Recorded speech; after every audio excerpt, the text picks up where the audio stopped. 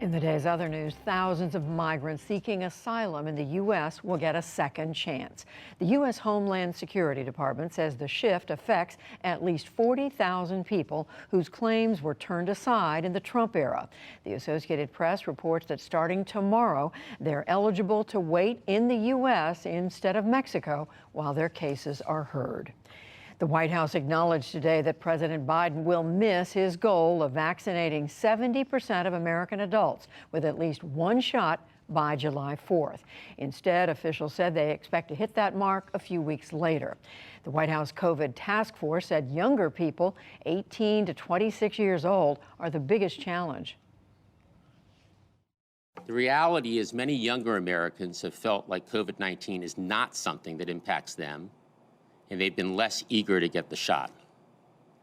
However, with the Delta variant now spreading across the country and infecting younger people worldwide, it's more important than ever that they get vaccinated. More than 16 states have vaccinated 70% of their adult populations, but many states, especially across the South and the Midwest, are lagging. It turns out that some 900 U.S. Secret Service employees tested positive for COVID-19 from March 2020 to March 2021. Records show about half were agents protecting the president and vice president, their families, and other officials. The group Citizens for Responsibility and Ethics in Washington obtained the records.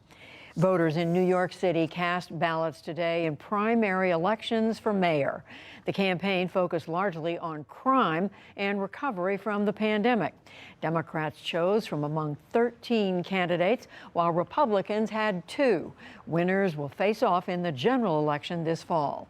It could be July before the Democratic nominee emerges, due in part to a new ranked choice voting system. In California, a federal appeals court panel has blocked a lower court ruling that overturned the state's ban on assault weapons. Monday's appeals court action means the assault weapons ban remains in effect as legal proceedings continue. The chair of the Federal Reserve acknowledged today that inflation is running hotter than expected, but he said again it's likely to recede.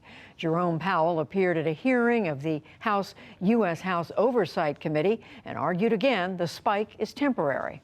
These are factors that will wane over time and that inflation will then move down toward our goals, and we'll be monitoring that carefully. Of course, we're prepared to use our tools as appropriate if that turns out not to be the case to guide inflation to 2%.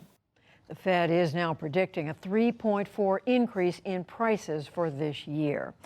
There's word that the United States today seized and took down roughly 3 dozen websites linked to Iran. Iran's state-run news agency announced the seizures. U.S. officials reportedly said they are tied to Iranian disinformation efforts.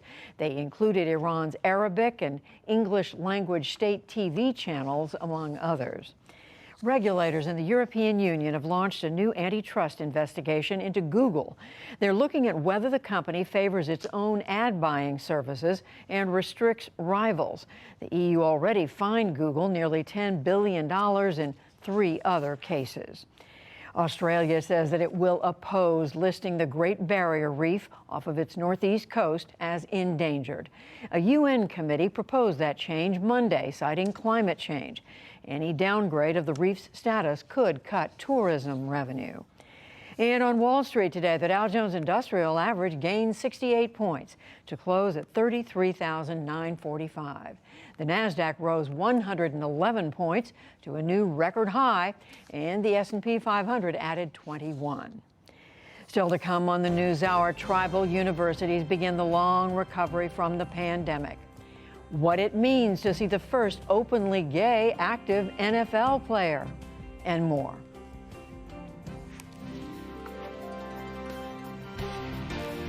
This is the PBS NewsHour from WETA Studios in Washington and in the West from the Walter Cronkite School of Journalism at Arizona State University.